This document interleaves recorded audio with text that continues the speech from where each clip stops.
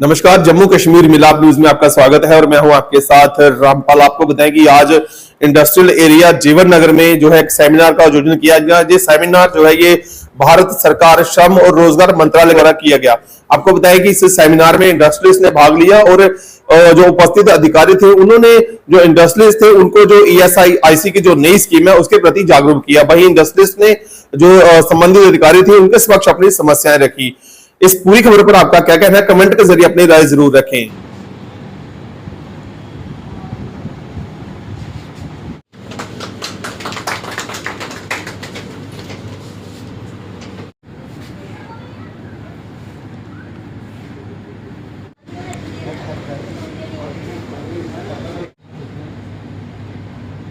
Act applicable होता है, लेकिन किसी कारणवश आपने नहीं कराया रजिस्ट्रेशन तो आप करा सकते हैं। तो लगता है कि हाँ ESI एक्ट इम्प्लीमेंट होता है। जैसे कि आपका कोई पड़ोसी शोरूम, गाड़ी का शोरूम है, कोई महीने के लिए आते हैं, हमारे सीजन के आते हैं, हम उनको भी ESI में डाल सकते हैं।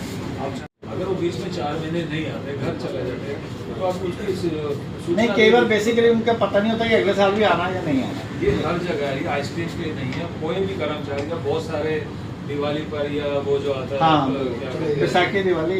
ये आज ये जो सेमिनार हुआ है ये ministry of labour and employment government of India द्वारा प्रायोजित एक स्कीम है, scheme to promote registration of employers and employ यानी कि स्प्री।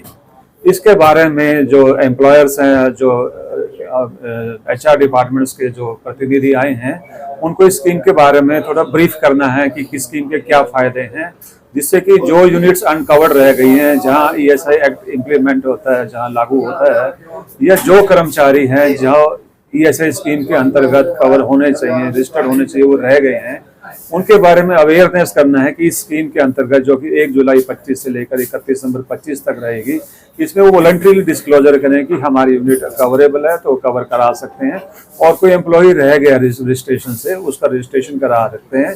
जिस तारीख से वो डिक्लेयर करेंगे कि उनकी यूनिट उस तारीख से ESI एक्ट के अंदर कवरेबल है या एम्प्लॉय रजिस्टर कराना है, उसी तारीख से ही उनका रजिस्ट्रेशन माना जाएगा। उससे पीछे का कोई उनका कंट्रीब्यूशन डिपार्टमेंट द्वारा क्लेम नहीं किया जाएगा।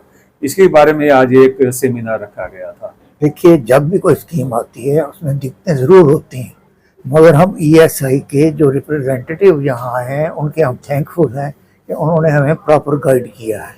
और इसके अलावा उन्होंने कहा है कि अगर आपको फर्दर कोई रिक्वायरमेंट हो तो हमें कांटेक्ट करें। ये सबसे बड़ी रिलीफ ये है कि जो डिफ़ॉल्टर हो चुके हैं कुछ सालों के, वो नए साल शुरू कर सकते हैं और उनसे वो बाकी जो पिछला है वो अमाउंट नहीं मांगा जाएगा, जिसे ये बहुत बड़ी स्कीम है। हम थैंकफुल हैं ESI के। ESI की डिपार्टमेंट की तरफ से एक इंडस्ट्री स्टेट डिग्याना में एक सेमिनार रखा गया था, जो यहाँ के छोटे स्मॉल स्केल यूनिट्स हैं उनके बेनिफिट्स के लिए था।